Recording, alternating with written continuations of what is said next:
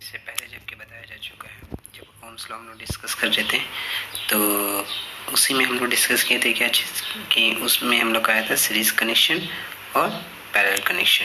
तो series connection parallel connection already वहाँ discuss हो चुका है, तो हम लोग जस्ट यहाँ पर थोड़ा उसका ओवरव्यू देख लेते हैं किस तरीके से होता है। जैसे उसमें पहले बताया जा चुका है, फिर भी यहाँ पर देख लीजिए। जैसे स्टेटमेंट आप देख सकते हैं, an electric circuit in which 3 resistance having, जैसे R1 R2 R3 ये तीनों रेजिस्टेंस जो है वो क्या बोला, are connected end to end. यानी देखिए यहाँ से शुरू हुआ, यहाँ पे ख़त्म हुआ, सब आपस में क्या है, एक दूसरे के साथ जुड़े हुए। तो ऐसे कंडीशन को हम लोग क्या बोलते हैं, ऐसे कनेक्शन को हम लोग बोलेंगे सीरीज कनेक्शन।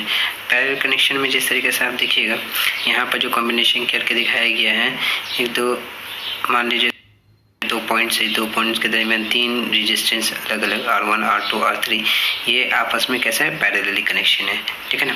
तो अगर हम लोग को इसका इक्विवेलेंट रेजिस्टेंस अगर निकालना हुआ सीरीज कॉम्बिनेशन में, अगर इक्विवेलेंट रेजिस्टेंस निकालेंगे तो कैसे निकालेंगे, यहाँ पर देखिए RS हम लोग इसको आइडेंटिफाई करने के लिए दिए हैं कि यहाँ रेजिस्टेंस जो निकल रहा है वो सीरीज से है।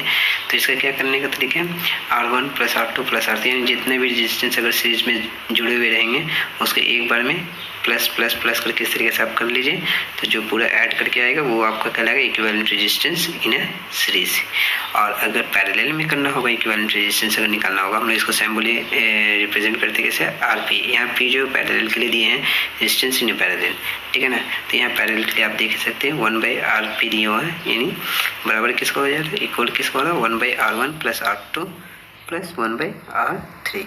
इस तरीके से हम लोग इक्विवेलेंट रेजिस्टेंस इसको निकाल सकते हैं, ठीक है। यहाँ पर अगर हम लोग देखेंगे रेजिस्टेंस जो है कुछ फैक्टर के ऊपर डिपेंड करता है। वो यहाँ पर आप देख सकते हैं, एक लेंथ होता है कंडक्टर का, दूसरा अगर देखेंगे कंडक्टर का क्रॉस सेक्शन एरिया, ठीक है ना।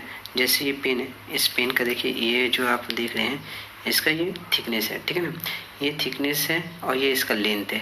तो रेजिस्टेंस क्या होता है, इसका लेंथ के साथ भी काम करता है और साथ ही साथ इसका थिकनेस, जिसको हम लोग क्रॉस सेक्शन एरिया बोल रहे हैं, ठीक है ना। और तीसरा जो हम लोग बात करेंगे वो नेचर ऑफ द मटेरियल, ठीक है ना। मटेरियल के ऊपर भी डिपेंड करता है, अलग अलग अगर कंडक्टर रहेगा, कॉपर है, एल्युमिनियम है, उसी तरीके से इसका जो कैरेक्टर है, रेजिस्टेंस जो है वो उस मटेरियल पे भी डिपेंड करेगा अलग अलग तरीके से।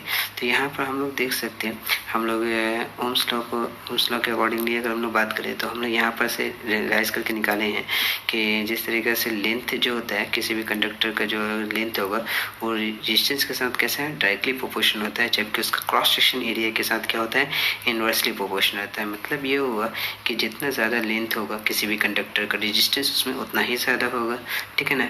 और अगर इसका मतलब रेजिस्टेंस कम होगा। अगर ये दोनों को कंबाइन कर दे देंगे तो हम लोग को रिजल्ट जो मिला वो ये है, R = यहाँ देखिए कंबाइन किए हम लोग 1 और 2 को, ठीक है ना, L/A। जबकि यहाँ पर हम लोग इसको क्या किए, ये वेरिएशन साइन हटा के इक्वल टू यहाँ पर जो डाले हैं सिंबल, ये छोटा सा P जैसा दिखने वाला है, जिसको हम लोग क्या बोलते हैं, रो। इस रो को हम लोग बोलेंगे क्या चीज़, इलेक्ट्रिकल रेजिस्टिविटी, ठीक है ना। ये इलेक्ट्रिकल रेजिस्टिविटी हर मटेरियल का अलग अलग होता है। जैसे कि आप यहाँ देख सकते हैं कि अलग अलग मटेरियल का रेजिस्टिविटी भी अलग अलग है। ये न्यूमेरिकल बनाते वक्त हम लोगों को इसका ज़रूरत पड़ता है कर रहे हैं। जैसे आप देख सकते हैं यहाँ पर आपसे करंट निकालने के लिए बोल रहे हैं, जब किसी बल्ब में कितना 220 वोल्ट पोटेंशियल डिफरेंस रहेगा, यानी वोल्टेज रहेगा। तो यहाँ पर रेजिस्टेंस उस फिलामेंट के अंदर कितना रहेगा, 50 ओम्स। तो यहाँ पर आप देख सकते हैं हमको इसमें से दिए हुए क्या क्या है। अगर आप देखिएगा तो हमको पोटेंशियल डिफरेंस यानी वोल्टेज, यानी हम लोग को V दिया हुआ कितना 220, और यहाँ पर हम लोग को रेजिस्टेंस ऑफ द फिलामेंट दिया हुआ कितना R।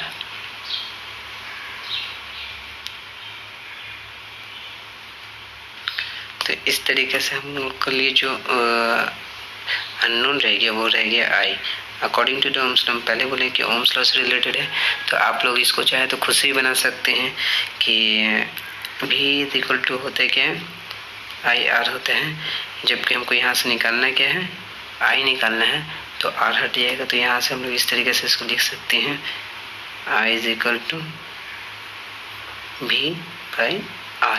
ये R इसके नीचे चला जाएगा तो कुछ इस तरीके से होगा। तो यहाँ पर आप लोग को पोटेंशियल दिया हुआ है और यहाँ पर रेजिस्टेंस भी दिया हुआ है, तो ये आप खुद से कीजिए। अगले वाले में देखेंगे तो यहाँ पर आपको क्या बोल रहा है कि potential difference of the two electrical heater में कितना है, 60 वोल्ट का दिया हुआ है, 60 वोल्ट का करंट उसमें फ्लो कर रहा है कितना, 4 एम्पियर। सबसे पहले इसमें से देख लीजिए आपको क्या क्या दिया हुआ है। इस कंडीशन में आप देख पाइएगा तो वोल्टेज भी आपको दिया हुआ है कितना, 60 वोल्ट, 60 वोल्ट, ठीक है ना। और यहाँ पर जो करंट सप्लाई हो रहा है वो है 4 एम्पियर। तो यहाँ से निकालना क्या रहेगा, आर। अगर आर निकालेंगे according to the Ohm's law, तो हम लोग यहाँ जिस तरीके से आर निकालना है तो वी अपना, अगर यहाँ से आर निकालेंगे तो आई इसका नीचे चल जाएगा वी के नीचे, तो हम लोग इस तरीके से लिख सकते हैं वी बाई आई। यहाँ से आप निकाल लीजिए सबसे पहले आर, यहाँ से आपको रेजिस्टेंस मालूम हो जाएगा। फिर नेक्स्ट आपको क्या बोल रहे हैं, what current will the heater draw if the potential difference is increased to 120 voltage, ठीक है ना। 120 वोल्ट अगर रहेगा तो क्या होगा, आपको इसमें निकालने बोला करंट। तो यहाँ पर करंट अननोन है, यहाँ पर आर का वैल्यू जो आप लेके आइएगा उसी आर को इसके साथ यूज़ कीजिएगा। यानी अगर आप देखिएगा यहाँ पर आपके लिए आर क्या हो जाएगा, नोन रहेगा, जो आप लेके आइएगा यहाँ बैठा दीजिएगा, ठीक है ना। और यहाँ पर आपको पोटेंशियल दिया, वोल्टेज कितना दे रहा है 120। तो यहाँ से निकालना क्या है, आई। आई निकालने के लिए आपको अभी निकाले हम लोग आई, तो वी बाई आर हुआ था, उसी तरीके से आप कर लीजिएगा वी बाई आर।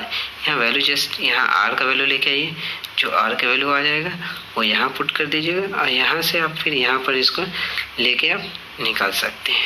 उम्मीद है समझ में आया होगा। रेजिस्टेंस हैविंग द वैल्यू, 3 अलग अलग रेजिस्टेंस दिया गया है और सर्किट डायग्राम में जिस तरीके से हम लोग देख सकते हैं, ठीक है ना। यहाँ से करंट फ्लो कर रहा है और यहाँ पर आप देखिए करंट जो है वो डिवाइड हो गया है I1, I2, I3 के साथ, पैरेलली में हर एक के साथ। तो यहाँ पर आपसे बोल रहे हैं क्या चीज़, पहला नंबर में जो आपको निकालने बोला था, करंट थ्रू इच रजिस्टर, हर एक रजिस्टर के साथ करंट का फ्लो कितना हो रहा है वो निकालना है।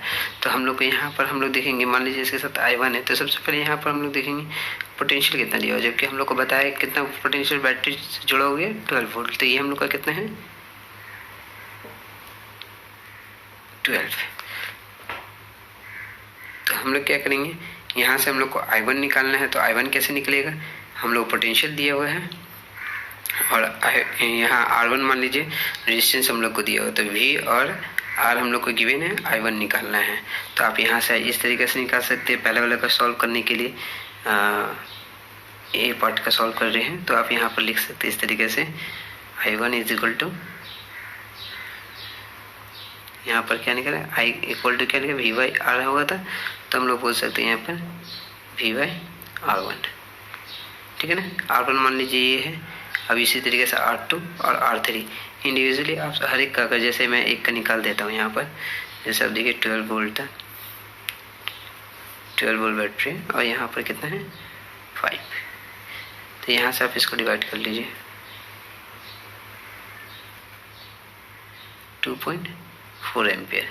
इसी तरीके से आप I1 निकाले हैं, I2 निकालिए और इसी तरीके से I3 और I तीनों निकाल लेने के बाद यहाँ पर आपसे बोला था the current through each register, हर एक रजिस्टर का कितना होगा वो आप बता पाइएगा, I1 कितना है, I2 कितना है, I3 कितना है, ठीक है। ये पार्ट आप खुद से कीजिए।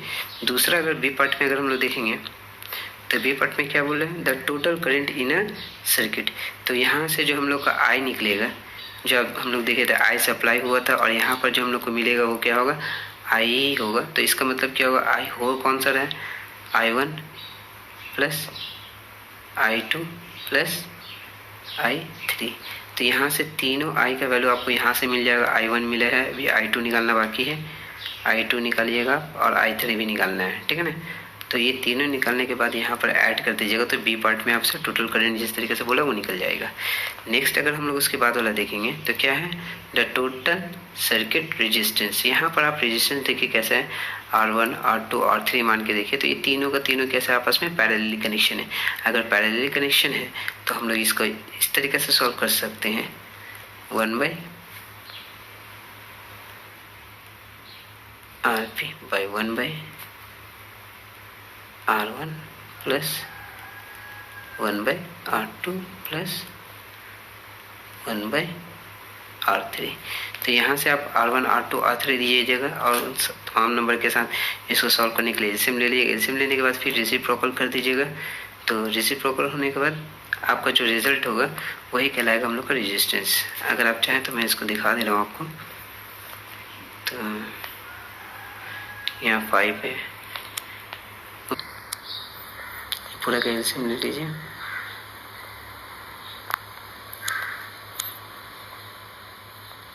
एलसीएम 30 है, तो 5 का टेबल से 36 टाइम में, ये 3 टाइम्स में और ये 1 टाइम्स में।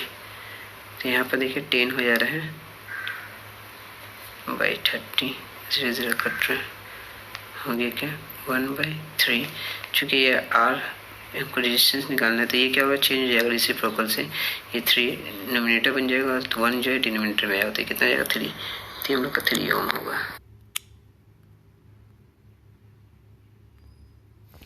यहाँ पर आपको कुछ एक सर्किट डायग्राम दिया गया है जहाँ से आपको R का वैल्यू निकालना है। जो पिछली बार अभी बताया गया उसी का हेल्प लेके आप यहाँ पर से काम कीजिए, ठीक है।